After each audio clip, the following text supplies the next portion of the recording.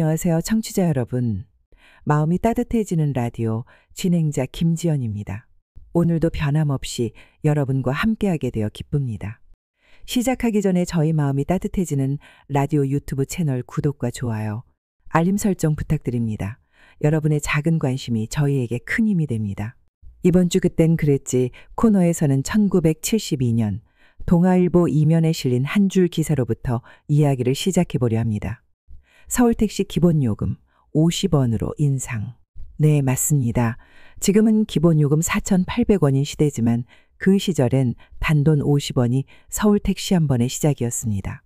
오늘은 그 시절 택시 이야기, 교통문화와 물가, 그리고 그 속에 담긴 우리의 삶에 대해 나눠보겠습니다. 먼저 50원이라는 금액. 지금으로 보면 동전 한 푼의 값도 안 되는 숫자지만 당시 서울시 도시 근로자의 평균 일당이 이 500원 내외였습니다.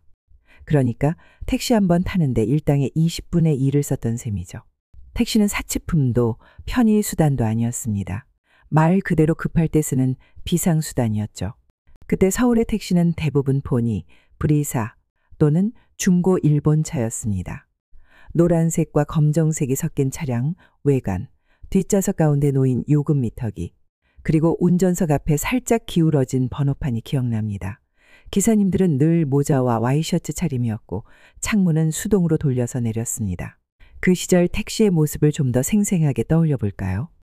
서울특별시 택시운송사업조합에 따르면 1970년대 초반 서울의 택시 대수는 약 1만 5천여 대. 지금 서울택시가 7만 대가 넘는 것을 생각하면 정말 적은 숫자죠. 그러니 택시를 잡는 것 자체가 행운이었습니다. 택시 색상도 지금과 달랐어요. 개인 택시는 하늘색, 회사 택시, 일반 택시는 녹색과 노란색이 섞인 밤색이었습니다. 흔히들 하늘색 택시, 밤색 택시라고 불렀죠. 그리고 택시 지붕 위에는 둥근 전구가 달린 택시 표시등이 있었는데 이게 켜져 있으면 빈 택시, 꺼져 있으면 손님이 탄 택시라는 뜻이었습니다. 이쯤에서 청취자 한 분의 사연을 소개합니다. 경기도 부천에 사는 이정혜님의 이야기입니다. 제가 초등학교 6학년 때 어머니와 함께 처음으로 택시를 탔어요. 서울역에서 종로까지 가는 길이었는데 당시 어머니가 미리 50원짜리 지폐 2장을 손에 꼭 쥐고 계셨던 게 기억나요. 기사님은 무뚝뚝했지만 아주 조심스럽게 운전하셨고 창밖 풍경을 보며 서울이 정말 크다는 생각을 처음 했습니다. 그날 이후로 저는 버스를 탈 때도 항상 똑바로 앉아 창밖을 봤어요. 네, 정혜님 고맙습니다. 그 시절 택시는 단순한 교통수단이 아니었습니다. 서울이라는 도시를 바라보는 작은 전망대였고 어른과 아이가 함께 나누는 공간이기도 했죠. 경남 마산에서 보내주신 김영호님의 사연입니다. 1974년 고등학교 2학년 때였습니다. 마산에서 버스를 타고 부산 서면까지 가는 길이었는데 친구 4명과 함께 시외버스를 놓쳐버렸어요. 다음 버스는 2시간 후, 우리는 당일 오후에 열리는 야구 경기를 보러 가는 중이었습니다. 그때 처음으로 택시를 탔어요. 마산에서 부산까지 택시로 간다니 모두가 놀랐죠.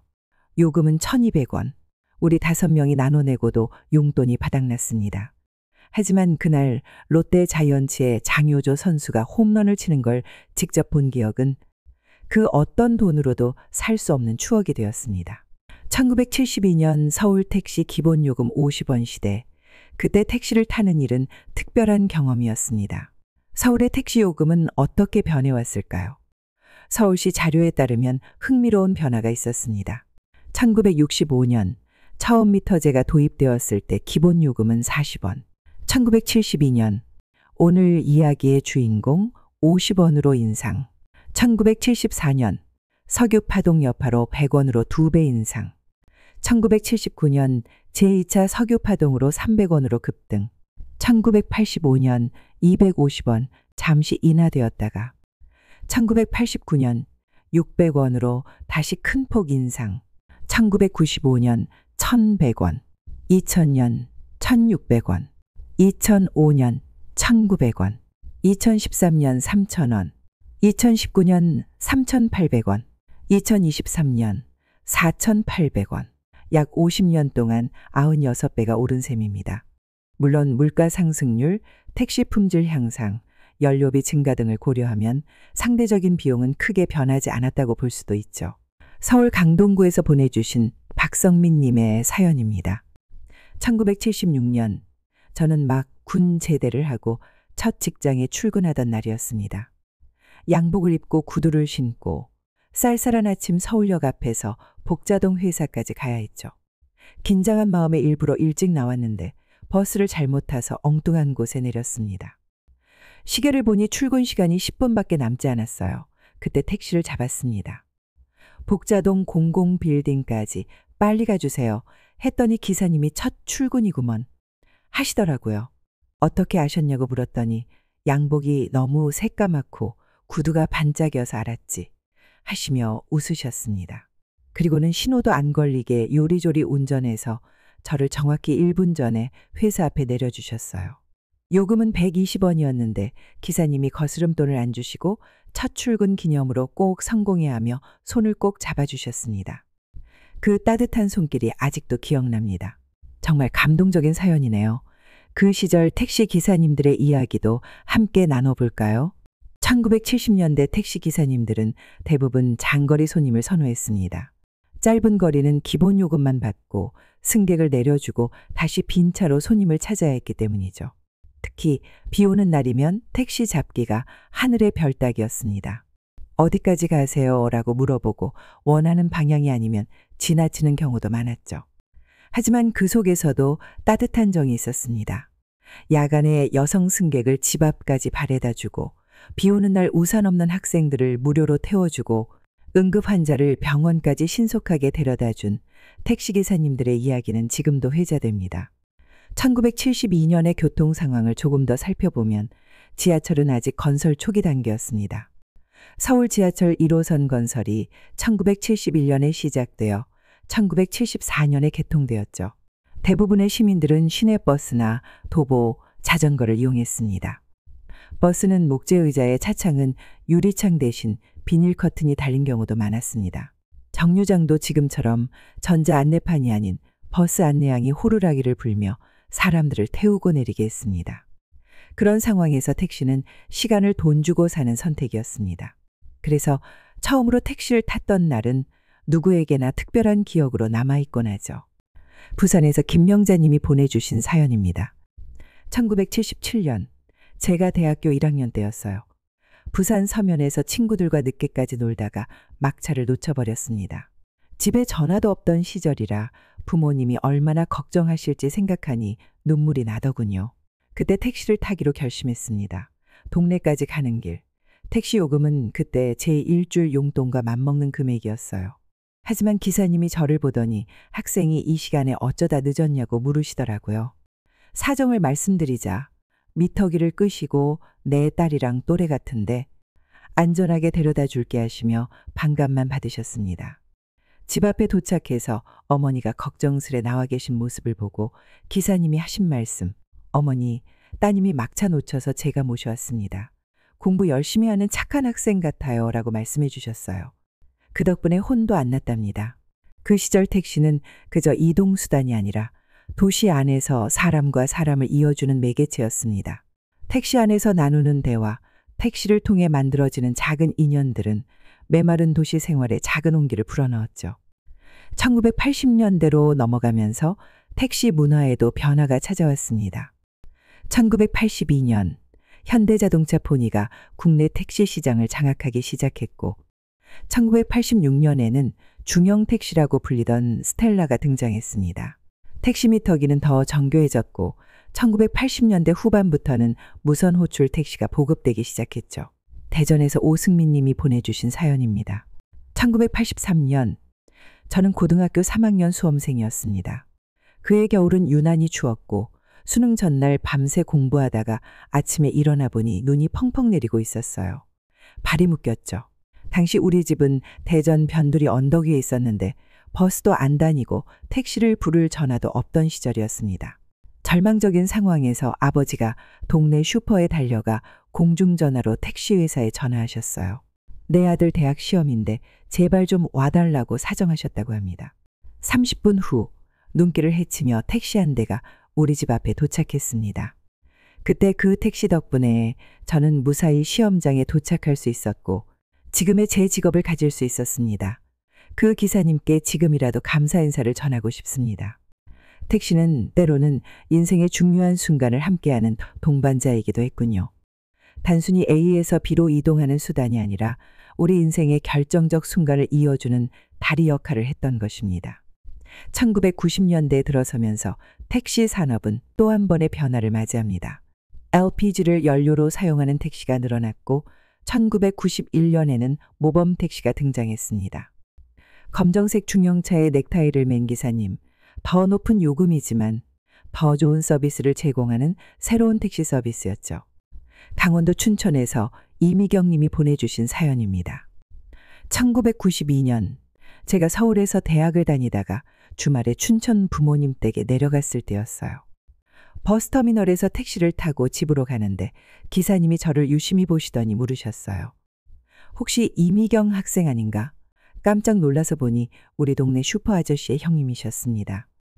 기사님께서 말씀하시길 내가 서울대 붙었다는 소식을 듣고 온 동네가 자랑스러워했단다. 오늘은 특별히 내가 태웠으니 요금은 내지 마 하셨죠. 제가 사양하니까 동네 자랑인 내가 택시비 내면 내가 우리 동생한테 혼난다며 웃으셨습니다. 그때 비로소 고향의 의미를 깊이 느꼈어요. 택시에서 내려 집 대문을 열기 전 저도 모르게 뒤돌아보며 감사합니다라고 외쳤는데 기사님이 손을 흔들어 주시더군요. 그 시절 택시는 도시와 도시, 사람과 사람 사이의 이야기를 전하는 매개체이기도 했습니다. 특히 지방 소도시에서는 택시 기사님들이 그 지역의 얼굴이자 소식통이자 때로는 이웃 사촌과도 같은 존재였죠. 1990년대 후반과 2000년대로 넘어오면서 택시는 또 다른 모습으로 변화합니다. 콜택시 시스템이 보편화되었고 2010년대에는 스마트폰 앱을 통한 택시 호출이 일상화되었죠. 그리고 최근에는 카카오 티우버 같은 모빌리티 플랫폼의 등장으로 택시 이용 방식은 완전히 달라졌습니다. 서울 마포구에서 전송인 님이 보내주신 사연입니다. 2020년 코로나19가 한창이던 때였습니다. 저는 간호사로 일하며 밤낮 없이 환자들을 돌봤어요. 어느 날 밤 12시가 넘어 퇴근길 지친 몸으로 택시를 탔습니다. 기사님이 저의 간호사 유니폼을 보시고는 요즘 정말 고생이 많으시죠? 라고 말을 건네셨어요. 그리고는 저희 어머니도 코로나로 입원하셨다가 간호사 선생님들 덕분에 회복되셨어요.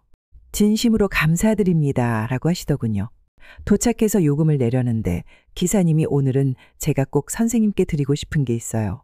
라며 작은 종이봉투를 건네셨습니다. 열어보니 KF94 마스크 몇 장이 들어있었어요. 당시 마스크 구하기가 정말 어려웠거든요. 그 택시 안에서 처음 보는 분에게 받은 따뜻한 응원이 제게 큰 힘이 되었습니다.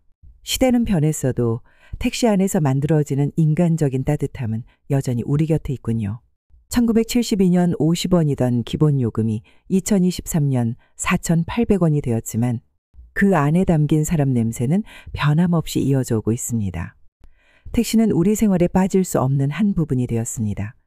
급할 때 타는 교통수단에서 일상의 이동을 책임지는 필수 서비스로 자리 잡았죠. 이제는 택시를 부르기 위해 손을 흔들며 길가에 서 있을 필요도 없습니다. 스마트폰 앱 하나만 있으면 내 위치로 택시가 찾아오니까요. 그런데 문득 그런 생각이 듭니다. 이런 편리함 속에서 우리는 혹시 무언가를 잃어버린 건 아닐까요?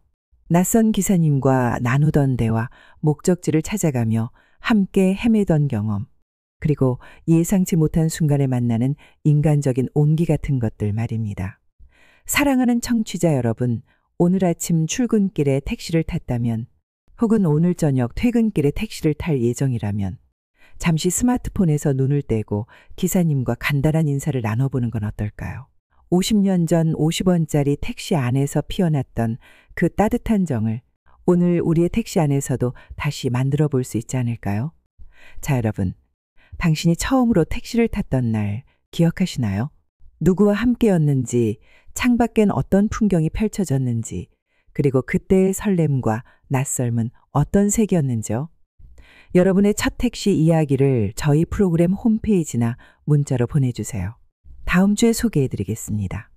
다음 주 그땐 그랬지에서는 국민학교의 풍경을 떠올려 보겠습니다. 알루미늄 도시락, 운동장에서의 단체 줄넘기, 그리고 교실 뒤 석유 난로 주변에서 펼쳐지던 작은 세상. 그때 그 표정들을 함께 기억해 봅시다. 지금까지 마음이 따뜻해지는 라디오 김지연이었습니다. 다음 시간에도 행복하시길 바랄게요.